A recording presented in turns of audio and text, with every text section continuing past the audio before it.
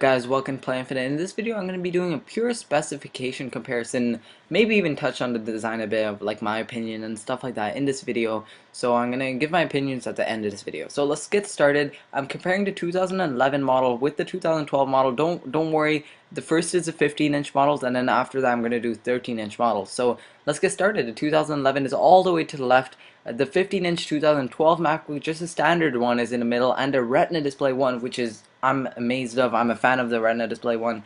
Is all the way to the right. So let's see where we can get with this video. Hopefully, I kind of push you in the right direction, or kind of help you out with your decision.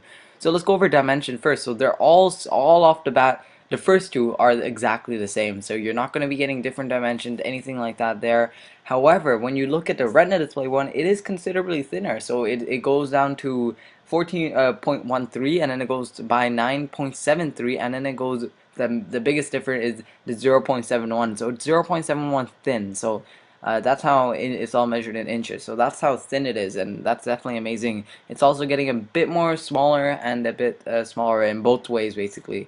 I definitely like that because they're shrinking the body. Obviously, the screen's still 15.8 inches, which I definitely love. As we move on to resolution, this is where things change quite a bit, because you'll notice that the MacBook Air, the Retina display one, obviously that's where it came from, the name exactly. It's like 200 and something PPI, 220 PPI or something, which is absolutely amazing for a laptop like this. So you won't be making out most of the pixels, unless you like maybe even stick your head up to it. Then you might start seeing a couple, but for the most part, if you're an average user just looking at your laptop, you won't be able to make out those pixels. The other two, even the 2011 and 2012 ones, have the exact same resolution, so it's kind of sad there. They didn't really improve in terms of the regular one, but the Retina display, I gotta say, it's amazing. I'm gonna be saying that this whole video probably.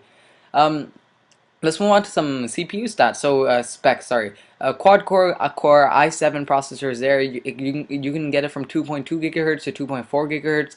The middle one, the 2012 one, just a standard, has a quad-core Ivy Bridge processor. So it's kind of like a bump up there, and it's going to be standard at 2.3 gigahertz. And the Retina display is a quad-core Ivy Bridge, again i7 processor, same as the other one. However, this one can go up to 2.7 gigahertz, which is amazing. As we move on to graphics, there is a huge difference, I would say. Actually, yeah, there is, kind of, because it depends on your standard. So this one's coming in Intel Graphics 300 HD with AMD Radeon HD 6750M, or you can get the 6770M. Whereas this one's coming with it came with, actually it's coming, sorry, with the Intel HD Graphics 4000 with the NVIDIA Kepler GeForce GT650M with up to 1 gigabyte of memory, so that's really amazing. And finally, the Retina display, you really have no choice. It's coming with the Kepler. They're like, take it or leave it, and obviously you would want to take the Kepler. It's an amazing GPU. Even I know, I don't know about GPUs, but I know that the Kepler is amazing. I don't know why, so don't ask me. But anyways, it has a GeForce GT650M with up to 1 gigabyte of memory. I know every other thing on this spec list, everything I know, like down to the bottom of my heart, except for GPU. So that's just something I'm weak in. I'm gonna have to touch up on that type of stuff. Memory. So the first one, the 2012, comes up to 8 gigabytes. The 2011 comes up to 8 gigabytes. The 2012 standard comes up to 8 gigabytes, and finally the Retina display one comes up to 16 gigabytes. Storage, you'll notice that the old one, the 2011, goes at 500 or 750 gigabyte. You had an option there, and new one, the 2012 standard, goes up to 1 gigabyte, terabyte. Sorry, just hard saying that. Such a big number. Anyways, goes up to one. I don't even know what is it. 1 terabyte's like 1 times 10 to the 6 or something. I don't know. Anyways, it's a huge number. 1 terabyte actually can't be. Wait, I don't know. I'm confused now. Whatever. It's a huge number, and it also has SSD. So don't shout at me for saying that. I was just confused. So let me know if you know. And also, you can get a SSD for up to 512 gigabyte for that price. So it's definitely cool. I would go for the SSD probably, and then because 512 gigabytes would be enough for me, and SSD is very important. Trust me. And when you get a MacBook, when you get a laptop, SSDs are all where it's at. Finally, we have the Retina display one. Comes in at 768 gigabytes. It's up to, and this is an SSD. Sorry. solid state drive. So that's definitely cool. I like how they're kind of just bundling the solid state. They're like, you have no option. You have to get a solid state drive. Um, but again, that is like the premium model, and you'll even see by the prices, which you might have peeked at already, it is a premium model. Now, as we move on to ports, they pretty much have the same thing. A couple of ports were removed in the newer version, like the Retina display one. But let's just talk about the first two for a second. So the FireWire port, it's still there. It's like Thunderbolt's there, but now you have an extra Thunderbolt port, so you have two in total now. You have a USB 3.0 port, which is amazing. You still have your SD card slot, and you now have your MagSafe 2 connector. The first one did have a MagSafe, but it was like just a standard one. At this moment, I have the first one. Just gonna say that. Anyways, the MagSafe 2 connector is coming, and for both of them, the Retina display one's getting the Thunderbolt. The best thing, it's still getting the USB. It's still getting the SD card.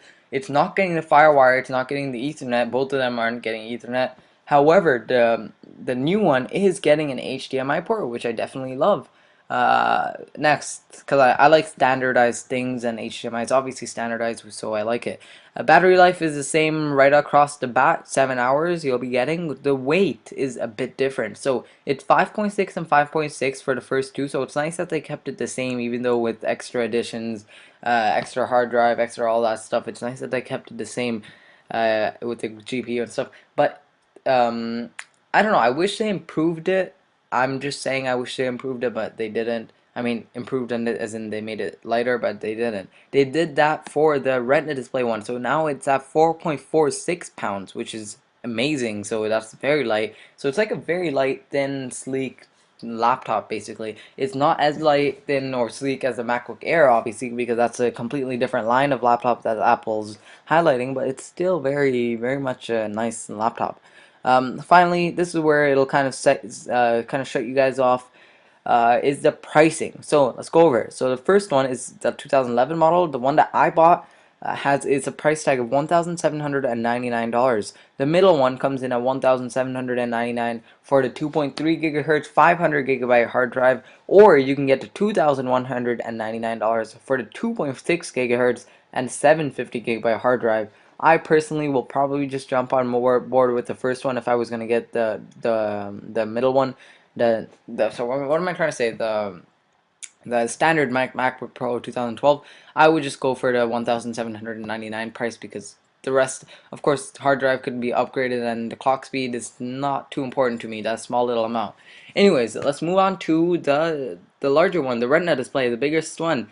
And a lot of you will get surprised with the pricing here. So it starts off right off the bat at $2,199 with only a 2.3 gigahertz clock speed and a 256 gigabyte solid state drive. So you are getting half the amount of storage, but you are getting a better medium, because SSD is so much better than hard drive. A lot of you guys know that. I probably don't even need to mention that.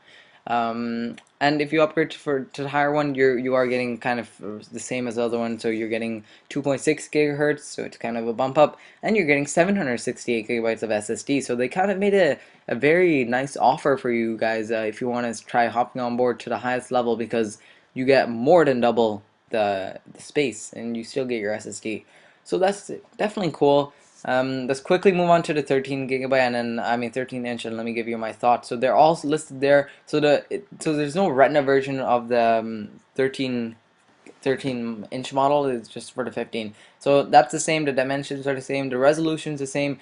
The CPU is the same pretty much. I believe the new one comes with Ivy Bridge.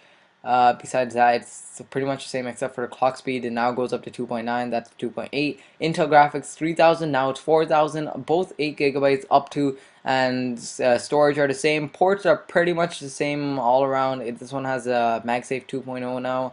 And it has two USB 3.0 ports, and this one had USB 2.0. They're both 7 hours of battery life, and they both weigh the same. The pricing is exactly the same. However, you can upgrade a bit to 1,499 and get 2.9 gigahertz Core i7 processor with 750 gigabytes.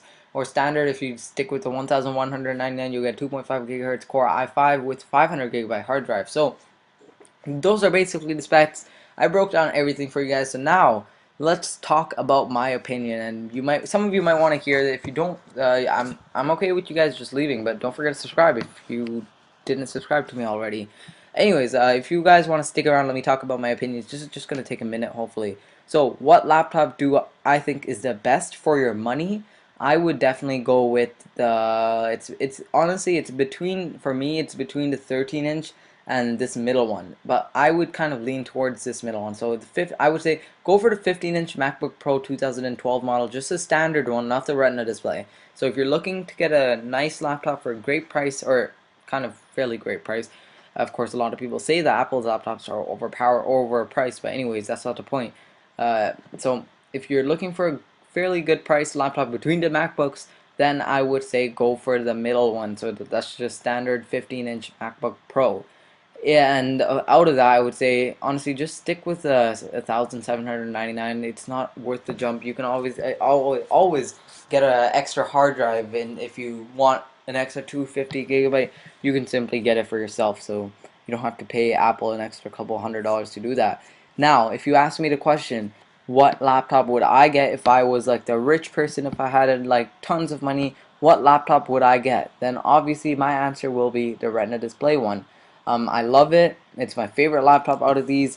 And I hope I could get it. I don't know. It's going to be very hard because I just bought a MacBook 2011 model, and of course I bought it for 1,000 something, 1,699 or something like that at the Apple Store. So I have this one, but I have the 13-inch model. I didn't want the 15 at the time. Now I'm kind of doubting it.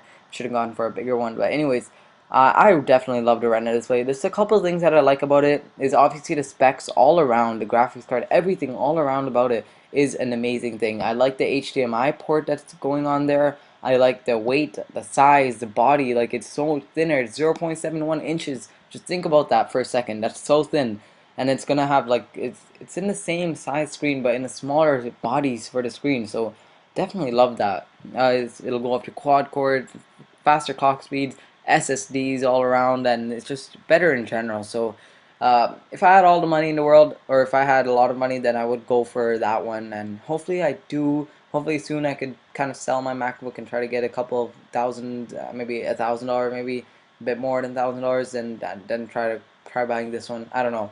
I don't know what I'm gonna do. I might just keep the MacBook I'm at now, or maybe I might make the upgrade to this, which is only like 500 extra. So I guess I went over everything I want to touch on in this video. The 13-inch is still good if you're kind of like a portable person, but if you're portable, I would just say go for the MacBook Air. Honestly, just go for a MacBook Air, which you can check on my other videos. So speaking of other videos, you can check out my MacBook Pro announcement video, my MacBook Air announcement video, and now you're watching a comparison between the two. You can also check out my Apple iOS Maps update video where they updated it, they refreshed it. I bring you all the details. And also I'm going to make shortly after this video, which you should see uploaded very soon, a video just comparing about the new MacBook Air models with the old ones. Exactly, the format's going to be exactly like this. So definitely stay tuned to that video if you're kind of on halfway. You can stay tuned to that video to kind of make up your mind. So thank you for watching. Love to have you guys on board if you want to subscribe. And leave a like, leave your comments or question down below in the comment section. I would love to hear from you guys as well, like what you think is the best. So answer the two questions. What would you buy if you're like a cost-effective person, if you're just like a normal human just looking for a laptop at a decent level price, just a MacBook, I mean only MacBooks, then which one would you get out of these? Would you go for the 2011 model? Would you jump towards the 2012 models? And which 2012 model? Let me know. And if you were rich and if you had all the money and you just didn't care about money or whatever, then what would you get? Would you jump on board with this, or would you still get this? I don't know why you wouldn't jump on board, but I don't know. Let me know what you guys think down below in the comment section. And besides that, thanks for watching. Don't forget to subscribe. I want to see you guys in my next video. Hopefully you guys do. And I guess that's it. So thanks for watching. Don't forget to subscribe. I'll be here. Peace.